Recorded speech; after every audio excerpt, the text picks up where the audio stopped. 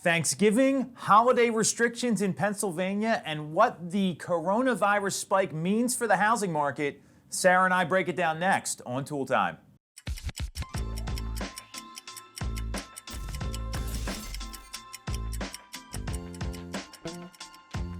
We are back on Tool Time. I'm Tom Toole. She is Sarah Timon, and this is kind of the first of maybe two Thanksgiving editions we're going to do of the show. Got some interesting stuff to talk about here. The first thing is there's a lot of restrictions right now about what you can do next week, like what you're allowed to do, how many people you can have over your house. So it kind of varies where you are. You're in Philadelphia. It's a little stricter down there than where I live. So what do you think about all this? Yeah, I mean, hopefully people will listen to it and follow it. I mean, it seems like they're really strongly urging people to just be with your family unit and to not really extend beyond that.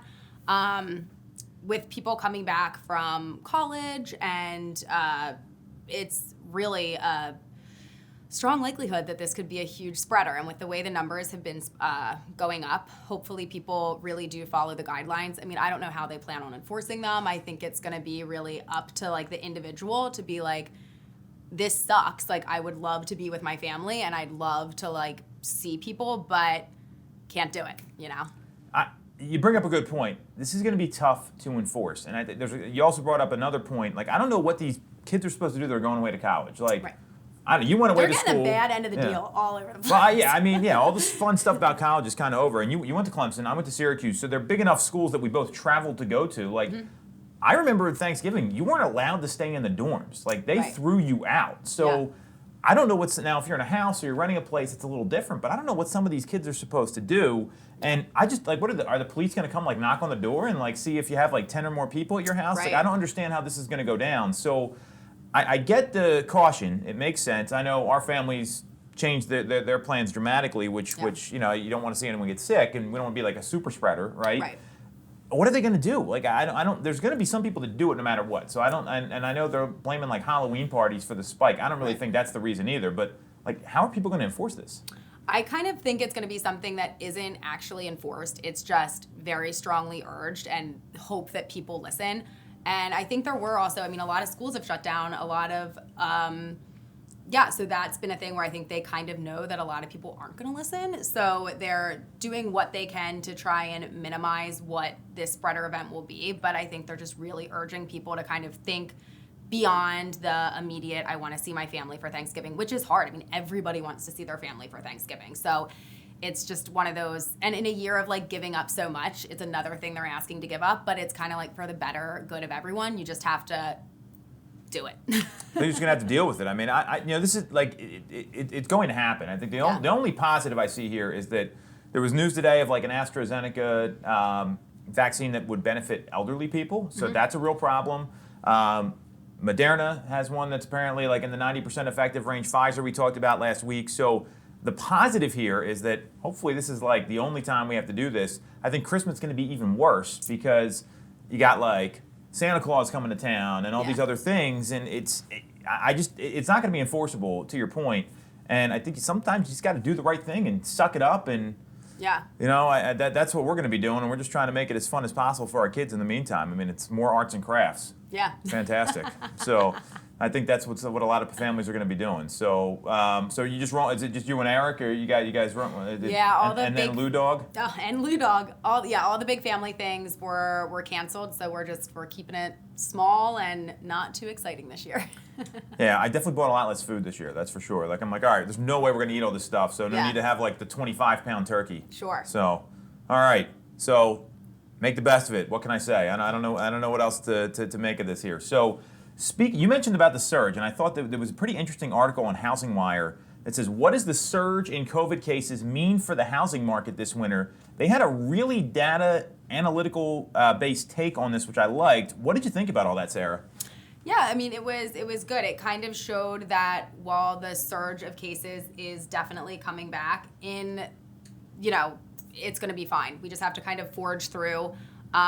We've also learned to deal with it a little bit more. I think initially when this happened back in the spring, everyone panicked. people were hoarding toilet paper. People Yes. were like hand sanitizer, just like rah, rah, rah, rah, rah. And now like people have calmed down a little bit, and I think they're realizing this is something that we are going to have to work through and is not going to immediately go away. People are learning to, I mean, as scary as that sounds, live with a global pandemic. So it's going to affect it a little bit, but people are still going to move forward and keep living. Great point there. For the housing market side, you're going to have to deal with it. And one of the biggest things that came out of the Philadelphia restrictions, this went very under the radar, and I was super excited about this, is they said, okay, you can't do, like, gyms are closing and restaurants are closing. Guess what didn't get shut down? Real estate transactions and in-person activities. Big deal. We were the most restricted state. They're not going there. I don't think they would ever do that again. I've talked to some other realtors. We've talked about it as a team, and I just don't see that happening. So that's really strong, and that's a precursor to, hey, the states know that they can't shut down that business, especially we're talking about at-home restrictions and don't leave your house. Well, what if people need to move? What if they sold their house and these restrictions come back? Right. It just doesn't make a lot of logical sense. And what I know about the winter housing market is this, and we've been talking about this nonstop internally, is Lawrence Yun, the chief economist for the National Association of Realtors. It's going to be the busiest winter ever. Mm-hmm. So if you're a real estate agent and you want to go, eat stuffing all week next week and have some eggnog and, do all the Christmas cocktails, like, bad move. It's a time to work. I'm not saying don't enjoy the holidays, but when you're here and you're working, like, show up and make it count. And there's not going to be all these holiday parties this year. December, usually you got like the ugly sweater party, or what's the, they have like the SantaCon in New York, like all this stuff. Like, none of that's happening, right? All the fun stuff that surrounds the holidays. Going to, like, see Santa Claus. No go. Like, sitting on Santa's lap. Not happening. So if you're a real estate agent or you're a consumer, you want to take note of that, because there's still a lot of people out there that are trying to buy properties. I mean, and the conditions haven't changed. We still see 2.8% mortgage rates. We still got historically low inventory. So I think this lack of a true holiday season is going to drive the market even faster coming out of January. Right. And the article also kind of made it sound like, for, traditionally, this year is obviously very different, but normally in the winter, things kind of slow down a little bit. Clearly this year is different, but that those people that, because the spike comes in for Corona, that are like a little more timid or want to hold off a little bit, will actually maybe play to the advantage for the people that are really serious. It'll kind of level things, like, basically COVID and the spikes are not going to like make everything drop off here, and the people that aren't serious about it and are a little more leery about it because of that spike, it's going to kind of make things a little bit easier, not easier, but for the serious people that are out there and need to get this done. Well, that's a great observation, because, and this is always the case during the holidays, where we've talked about this a lot, and all the content we put out there is that there's still people that are going to transact in December. Mm-hmm. Just because you sell a home in December doesn't mean you're like moving on Christmas Eve. Right. Like, it doesn't happen that way. You're not moving till January or February.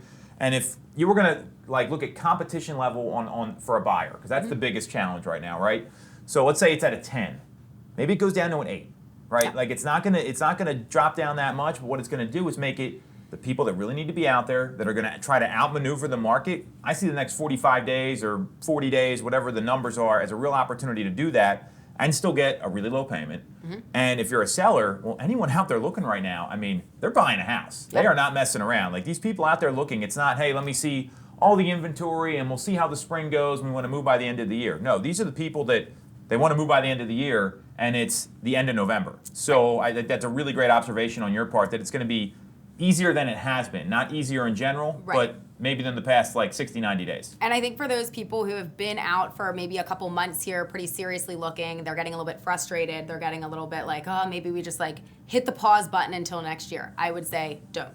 Like, this is when you want to, like, push and see if you can get the opportunity and make it happen. Yeah, and the folks out there are motivated. I mean, so Nick behind the camera went through this, right? I mean, there was a couple times, like, we talked, like, he lost out on what, like 5 or 6 homes?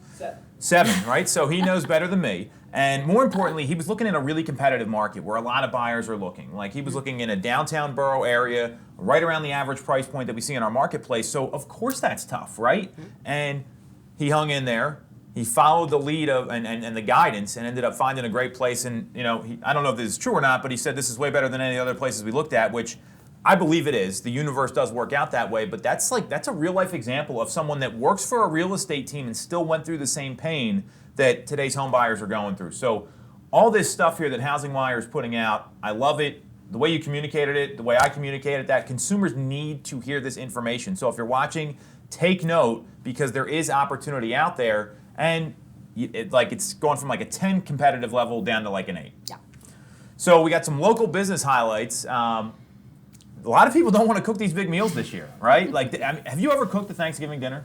No, I've strictly been somebody that's brought either like an appetizer or a side. I've never done the whole thing myself. So I usually do the holiday meals at the Toole family household. And let me tell you something, and you're going to want to beep this out. It's a bitch. There's a lot of work. Like, I mean, you're on your feet all day. My kids are going nuts. All this sort of stuff. Cooking a turkey is like a 5-6 hour commitment, but that's not even the prep work. That's just watching it to make sure you don't burn it. Right. And so... Yeah, and if you're going to put it in a brine or you're going to do any of that other stuff, you're talking... And like when you get a frozen one, you have to start thawing it. I mean, what, like a week in advance?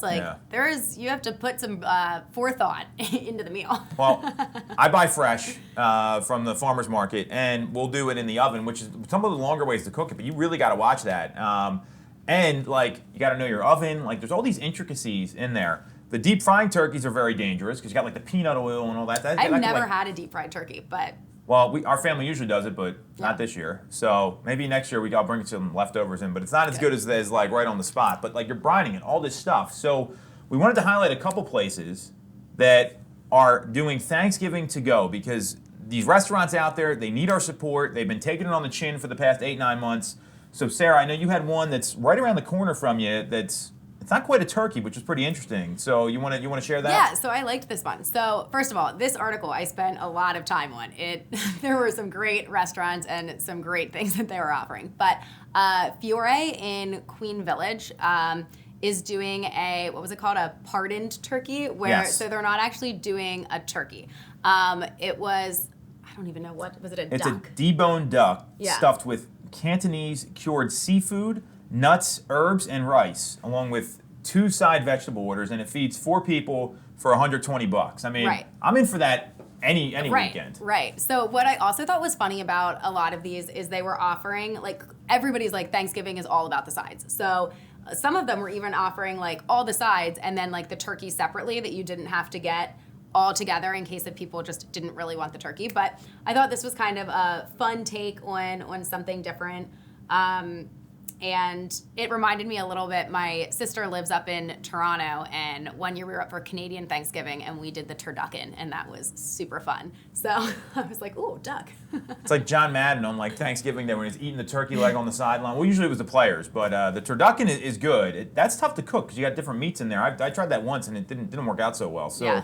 But I thought that was pretty cool. The other place, and then there's a few others we'll talk about here, is Ripplewood in Ardmore. So I've been to that establishment a lot, and they went all out. So they have a Thanksgiving meal for 4, and includes turkey, 4 sides, a chocolate bourbon pecan pie, and 2 24-ounce containers of pre-made cocktails.